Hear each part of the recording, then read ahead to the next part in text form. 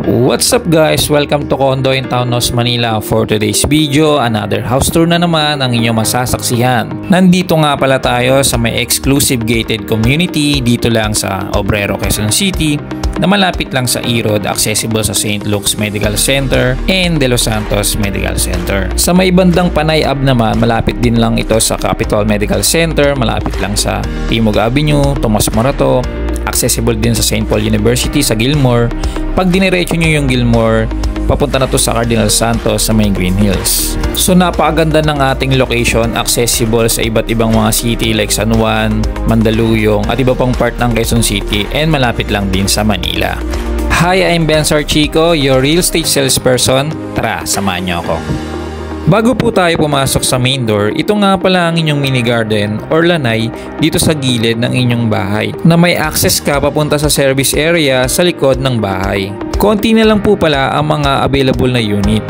Meron tayong 4 bedroom corner unit, 3 bedroom corner unit, 3 bedroom middle unit, and 4 bedroom middle unit.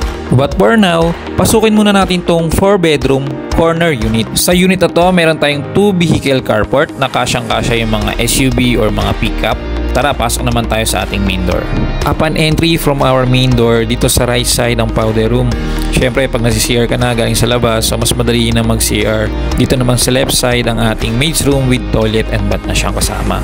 Sa may right side banda ng wall, dito na rin nakalagay ang ating breaker panel system. At paglabas naman ng ating maid's room, dito naman ang ating kitchen, dining at living room area. Yung ating kitchen countertop, made of granite na po siya. Meron din mga modular cabinet sa baba, lagayan ng mga utensils, may mga dish rack din po yan. At meron tayong single sink made of stainless steel na po. Pakita ko po sa inyo ang ilang mga ideas or concept na pwede nyong gayahin dito sa property na to.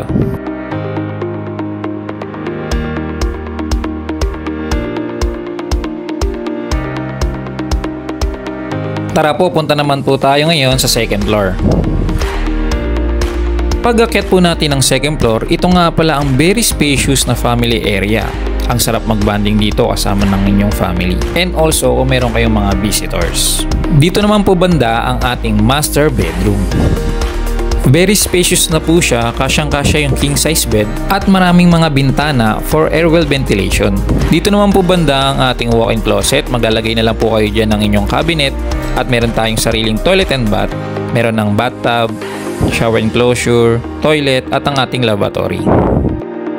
Ang lot area nga pala ng property na to ay 119 square meters at ang floor area naman ay 243 square meters. Tara po, punta naman po tayo ngayon sa third floor. Pag-akyat po natin ang third floor, meron tayong junior master bedroom dito at dito naman yung bedroom number 3 and 4, may common toilet and bath. Dito muna tayo ngayon sa junior master bedroom. Halos kasing laki niya ang master bedroom sa may second floor. Ang pinagkaibahan lang, wala siyang bathtub, pero meron pa rin naman siyang sariling toilet and bath. Bago po tayo pumunta sa may bedroom number 3 and 4, dito muna tayo sa common toilet and bath.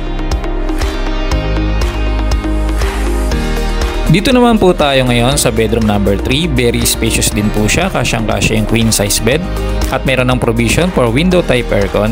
At mula dito sa bintana, tanaw na tanaw ang swimming pool, isa sa mga amenities ng property na to. Dito naman tayo sa kabila ang bedroom number 4.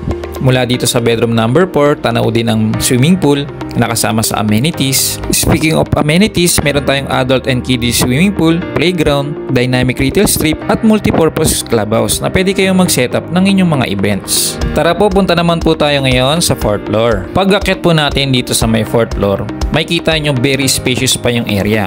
Pwede kayong mag-setup pa ng isang bedroom kung nabitin kayo sa kwarto.